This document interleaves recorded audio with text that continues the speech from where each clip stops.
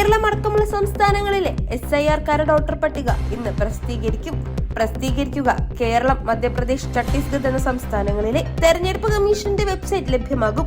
ഇനിമേഷൻ form പൂരിപ്പിച്ച് നൽകാത്തവർക്ക് ജനുവരി 22 വരെ അപേക്ഷിക്കാം. അന്തിമ പട്ടിക ഫെബ്രുവരി 21-ന്.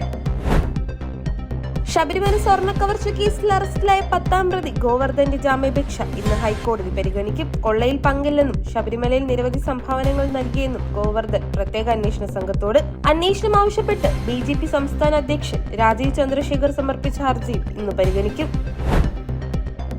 സർക്കാർ ജീവനക്കാരുടെ ചികിത്സ ഇൻഷുറൻസ് പദ്ധതി മെഡിസിപ്പിന്റെ പ്രീമിയം തുക വർദ്ധിപ്പിച്ചത് മാസം 500 രൂപയിൽ നിന്നും 810 രൂപയിലേക്ക്. പ്രതിമാസം 310 രൂപയുടെ വർധനവ്. ഒരു വർഷം 8237 രൂപയും GSTയും നൽകണം. നിയമപരമായി നേരിടാൻ പ്രതിപക്ഷ സംഘടനകൾ ഹൈക്കോടതിയെ സമീപിച്ചു.